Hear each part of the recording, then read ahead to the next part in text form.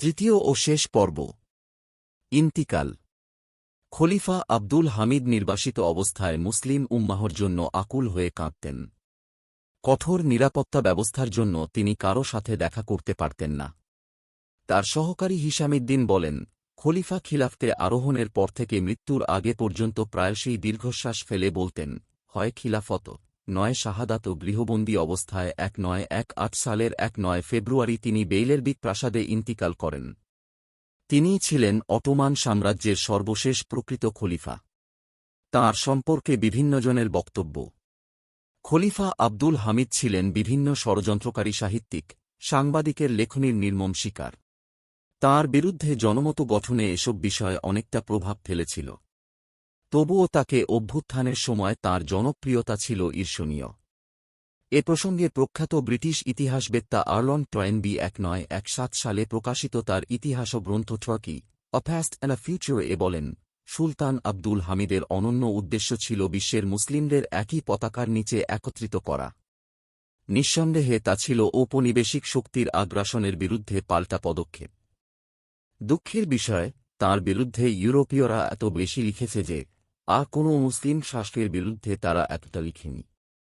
মুসলিমদের উচিত ছিল তাঁর পাশে থাকা, কিন্তু তাদের চিরায়ত অনৈক্য তা হতে দেয়নি, না হলে মুসলমানদের ইতিহাস হয়তো অন্যভাবে লিখতে হতো।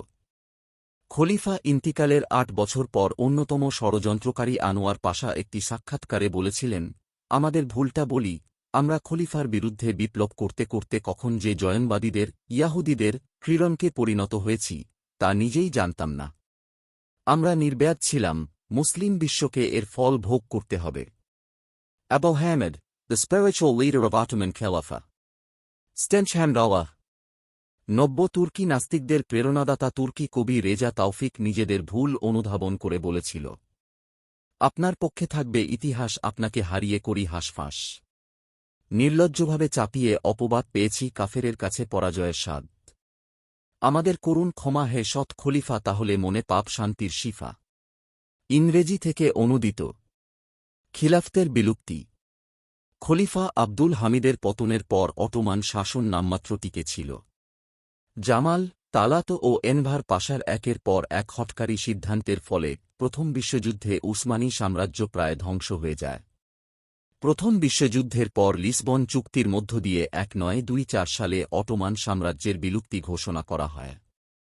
সমাধি হয় 1299 সাল থেকে 625 বছর ধরে চলা সবচেয়ে দীর্ঘস্থায়ী খিলাফতের।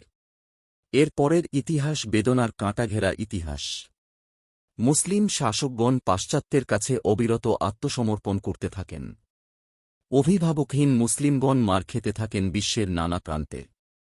পশ্চিমাদের সাম্রাজ্যবাদী নীতি আর কর্তৃত্বে সীমাহীন অন্ধকারে ডুবে যায় মুসলিম বিশ্ব।